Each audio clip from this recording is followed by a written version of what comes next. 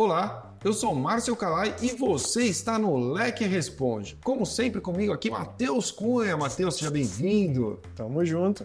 Bora nessa para o vídeo de hoje que vai falar sobre riscos de terceiros, mas como sempre, eu preciso pedir a você que já deixe aquele like por aqui, siga o canal da Leque, ative as notificações, porque assim, dessa forma, você será notificado quando os novos conteúdos estiverem no ar. Matheus, o que acontece num episódio de riscos de terceiros com quem não deixa um like e um comentário, uma pergunta pra gente aqui nesse vídeo?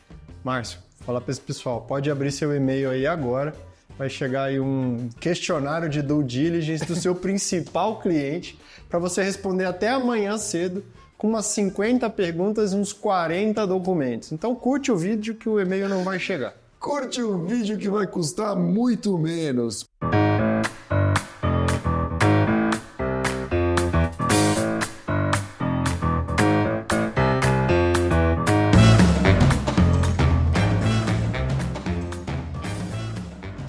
Pergunta número 1, Matheus. Precisamos falar sobre terceiros e o que chega aqui é o seguinte: o que o compliance tem a ver com a escolha e a contratação de fornecedores? Boa.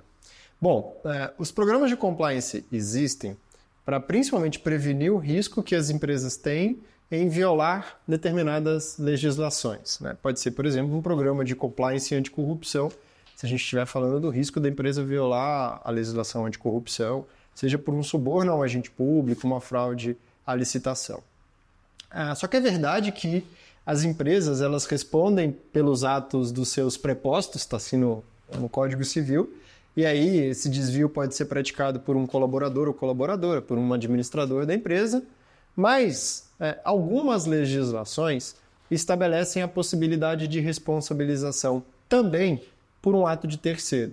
É quando você tem, por exemplo, um fornecedor, um prestador de serviço que não é colaborador, que não é, pela legislação, um preposto, mas que de alguma forma pode praticar a violação em nome ou benefício da empresa e ser, então, trazer, melhor dizendo, a responsabilização. Por exemplo, a lei de corrupção, ela fala que a empresa responde por atos praticados diretamente ou em seu benefício. Isso quer dizer que se um funcionário meu paga propina, eu posso ser responsabilizado. Mas se um prestador de serviço, que é um terceiro, que eu contratei, ele também se envolve numa conduta como essa, ele responde diretamente pelo CNPJ dele, mas eu também posso ser corresponsabilizado de forma solidária. Então, olhar para as legislações que a minha empresa pode ser responsabilizada, né, e avaliar essa possibilidade de responsabilização por ato de terceiro é fundamental como requisito do programa de compliance. Então, o compliance vai ajudar a empresa a escolher com quais fornecedores, com quais terceiros essa empresa quer ter negócios, é mais ou menos isso?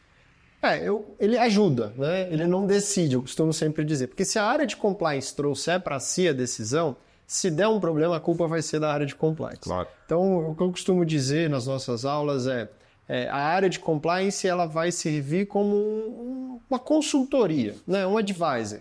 Então, a empresa quer contratar um fornecedor. Esse fornecedor ele é oportuno por questão de custo-benefício, né, maior acesso a mercados. Isso é o lado bom da contratação do fornecedor? Claro. Ok. Mas quais são os riscos que ele pode nos expor? É um risco de violação à legislação anticorrupção, de privacidade e proteção de dados pessoais? É um risco de contratar, por exemplo, uma condição de trabalho análoga à escrava, como aconteceu, infelizmente, né, com algumas empresas no nosso país? Se existe esse risco, vamos conhecer melhor esse fornecedor, vamos saber o passado dele, se ele já se envolveu em problemas similares, é o que a gente chama de due diligence, né, o background check, e também o que a gente vai implementar para esses fornecedores olhando para frente.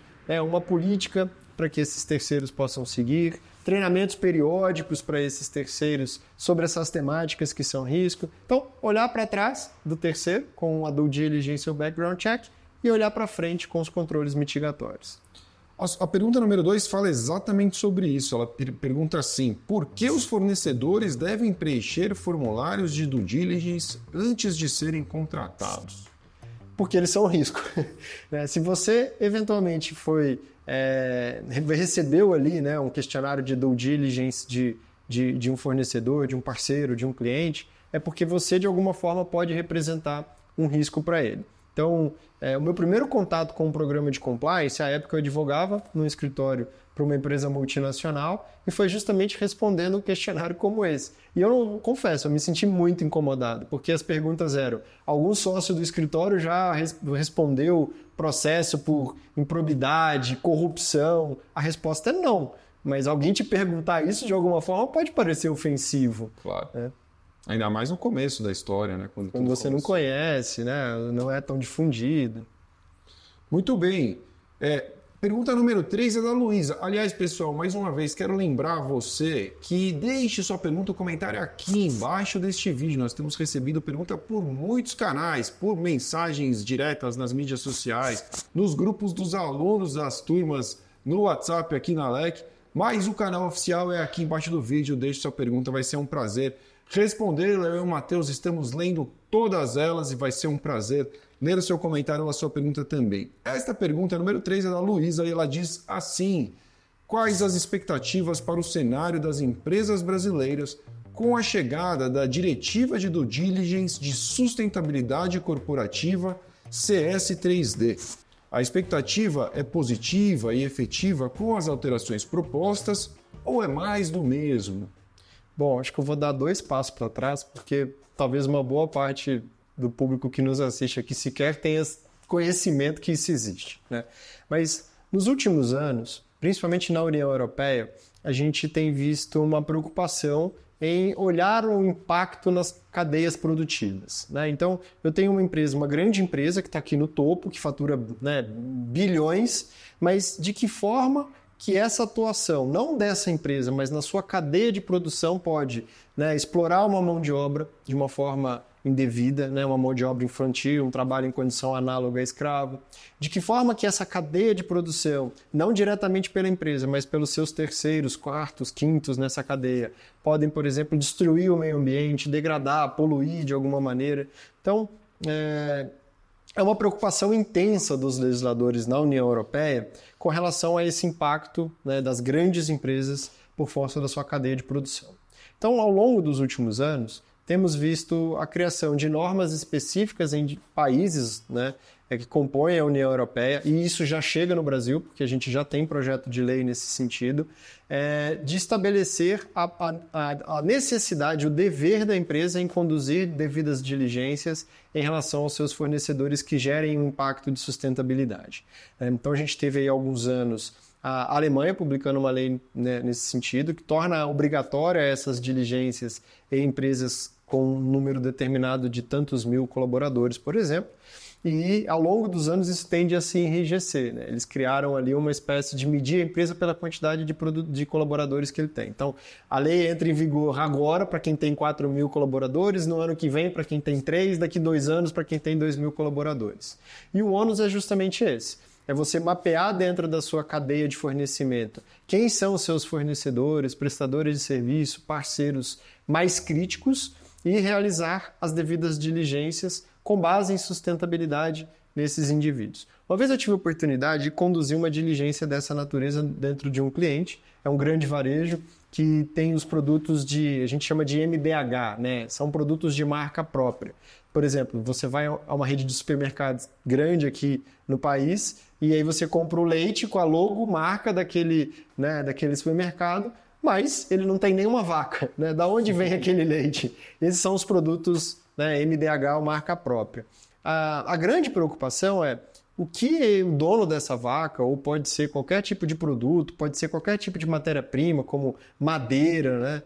O que essa pessoa que gerou aquele produto que você vai colocar a sua logomarca faz no seu processo de produção para destruir o meio ambiente ou tratar, degradar de alguma forma a mão de obra de trabalho. Então, foi uma diligência bem interessante, porque era uma empresa de madeira, né? A gente foi conhecer ali o ambiente produtivo, né? Olhamos o estoque de madeira para ver todo o lastro daquela madeira, né? Se era uma madeira de fato de reflorestamento ou era uma madeira, né, utilizada de uma forma ilegal ou indevida, mas a gente olhou, por exemplo, na fábrica, a validade dos extintores de incêndio, por questão de segurança de trabalho. Se tem colaboradores que moram em alojamento, a qualidade desse alojamento, né? A gente tem 50 pessoas num quarto, né? Um banheiro dividido entre pessoas de todos os gêneros, né? Então, a alimentação dessas pessoas é feita num refeitório de forma decente. Então, essa preocupação, ela é, de fato, legítima, mas o que a gente tem que avaliar é a empresa faz pelo medo de ser punida ou a empresa faz porque ela é responsável. E por que eu faço esse questionamento? Porque se a lei ela traz a obrigação e a empresa não cumpre e também não há uma punição, aquele primeiro cenário das empresas que faziam pelo medo de serem punidas serão as primeiras a pararem de fazer esse tipo de diligência. Agora, se uma empresa faz esse tipo de diligência porque ela de fato se preocupa com a sua cadeia de produção, ela de fato, né, se preocupa com a sustentabilidade, com a sua marca, com a sua representatividade dentro da cadeia produtiva, talvez seja esse o melhor cenário. E eu acho que essas leis elas são de fato propositivas nesse sentido, de trazer o viés da responsabilidade social das empresas e da sustentabilidade que elas têm na cadeia de fornecimento, principalmente as maiores empresas que estão no topo. Pô, nesse caso, então, boas expectativas sobre a chegada dessa nova diretiva. Principalmente se elas vierem com esse viés pedagógico mesmo, de ensinar que as empresas têm que se preocupar com isso. Boa, Matheus! E ficamos assim, então. Lembre-se de deixar o seu like aqui neste vídeo e, é claro, sua pergunta, lembrando que se a pergunta não chegar, um formulário de due diligence bem caprichado estará te aguardando no seu e-mail. Eu e o Matheus estamos respondendo todas as perguntas por lá e vai ser um prazer responder a sua também. Deixe seu like, siga a LEC aqui no canal do YouTube e ative as notificações, porque dessa forma você será lembrado ou lembrada quando os novos episódios estiverem no ar. Obrigado, valeu, um grande abraço.